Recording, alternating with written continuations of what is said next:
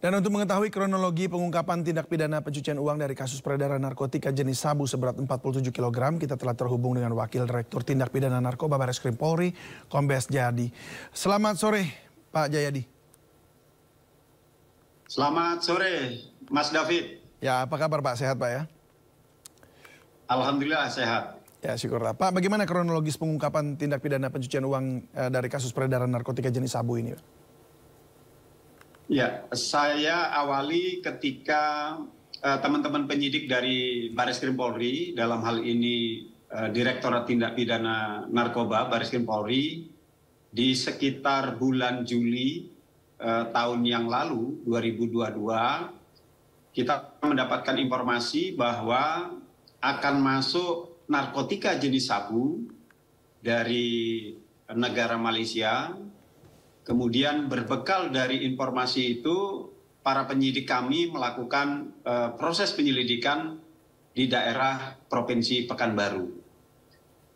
Dari hasil penyelidikan yang kami lakukan, kemudian kami dapat melakukan penangkapan terhadap beberapa tersangka dan barang bukti sebanyak 47 kg sabu. Kemudian dari hasil investigasi dengan melakukan pemeriksaan terhadap para tersangka yang sudah kita tangkap, kemudian kami dari penyidik mengembangkan. Ternyata ada salah satu bandar yang berperan sebagai pengendali untuk mengirimkan sabu dari Malaysia ke Indonesia melalui Pekanbaru.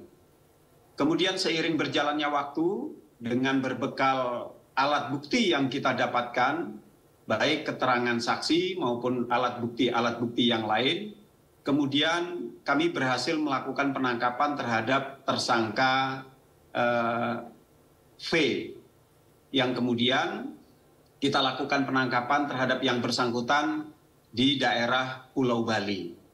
Sehingga total ketika kami melakukan penangkapan terhadap kasus narkotika 47 kg sabu ini, jumlahnya ada 6 tersangka, termasuk salah satunya adalah V.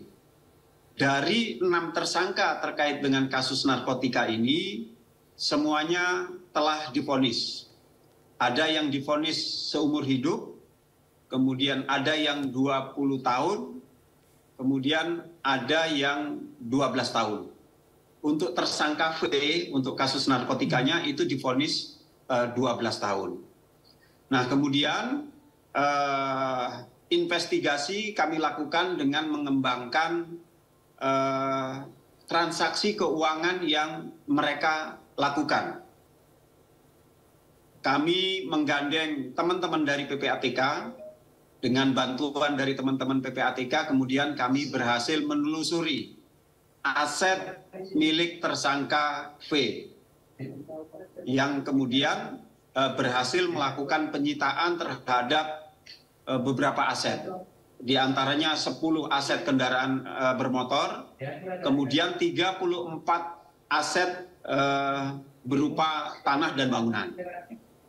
Sementara itu yang dapat kami informasikan, Mas David. Jadi untuk TPPU-nya sendiri itu dari seperti apa prosesnya? Apakah memang yang tanah atau 34 aset tak bergerak ini merupakan dibeli dari hasil narkotika itu? Ya, tersangka V melakukan bisnis peredaran gelap narkotika itu berlangsung sejak tahun 2017. Kurun waktu dari 2017 sampai dengan tahun 2002 kemarin, mereka sudah beberapa kali melakukan penyelundupan narkotika dari Malaysia. Hasil bisnis narkobanya, hasil penjualan narkobanya itu kemudian diperuntukkan untuk membeli aset-aset, baik yang berupa kendaraan maupun berupa tanah dan bangunan. Termasuk kemarin juga kami berhasil melakukan penyitaan dan pemblokiran terhadap rekening yang terkait, itu nilainya 5,8 miliar. Sehingga kalau kita total, uang tunai, kemudian kendaraan, dan termasuk aset yang jumlahnya 34 itu nilainya lebih kurang 89 miliar.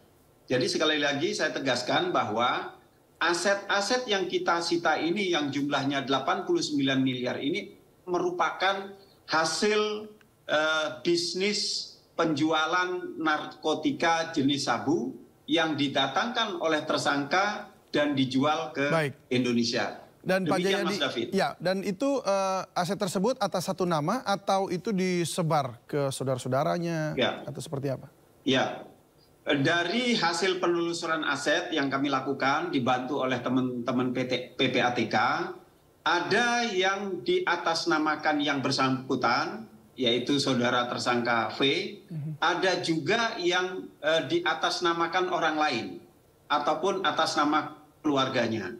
Tetapi dengan bantuan dari teman-teman PPATK kami bisa menelusuri bahwa aset-aset yang diatasnamakan orang lain tadi itu adalah sebenarnya milik dari tersangka V yang sudah kita tetapkan dan sebentar lagi akan menjalani proses persidangan. Dan langsung dibekukan, Pak, ya?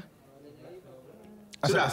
Jadi aset-aset ini sudah kita bekukan, kami koordinasi dengan BPN untuk kita blokir, kemudian kendaraan-kendaraan juga kita minta ke Direktorat Lalu Lintas untuk diblokir sehingga tidak akan berpindah tangan sampai dengan nanti putusan pengadilan memiliki kekuatan hukum yang tetap. Baik, mungkin singkat saja Pak, ini yang V dan atau FA ini, mereka langsung memiliki hubungan dengan jaringan internasional begitu ya? Artinya mereka yang dealing begitu ya? Sebagai dealer. Ya, betul. Ya, jadi V ini punya jaringan yang berada di Malaysia, sehingga mereka komunikasi antara jaringan yang ada di Indonesia yang dikendalikan oleh V, kemudian komunikasi atau berkolaborasi dengan jaringan yang ada di Malaysia. Dan itu ketika masih orang Indonesia juga yang di Malaysia atau orang asing? Indonesia, mereka berkomunikasi. Kapan, di mana memasukkan, caranya memasukkan, mereka komunikasi dan memasukkan ke wilayah Indonesia. Nah, biasanya mereka melalui perairan antara Kepulauan Riau dengan perbatasan Malaysia. Baik, jadi ini juga melibatkan Interpol dan kemudian juga mengejar yang dari Malaysianya ya berarti ya? Betul, ya. Kami tidak punya otoritas terkait penegakan hukum di negara lain. Kami bekerja sama dengan kepolisian yang ada di Malaysia. Dalam hal ini dibantu oleh Divisi Hubungan Internasional melalui Interpol. Kemudian kami sampaikan informasi-informasi yang kami dapatkan di Indonesia, termasuk keterlibatan jaringan yang ada di Malaysia. Kemudian kepolisian Malaysia akan menindaklanjuti apa yang sudah kita informasikan dari informasi yang kita dapatkan di Indonesia. Demikian Mas David. Baik, terima kasih Komisaris Besar Polisi Jayadi, Wakil Direktur Tindak Pidana Narkoba Bareskrim Polri. Salam sehat selalu. Terima kasih.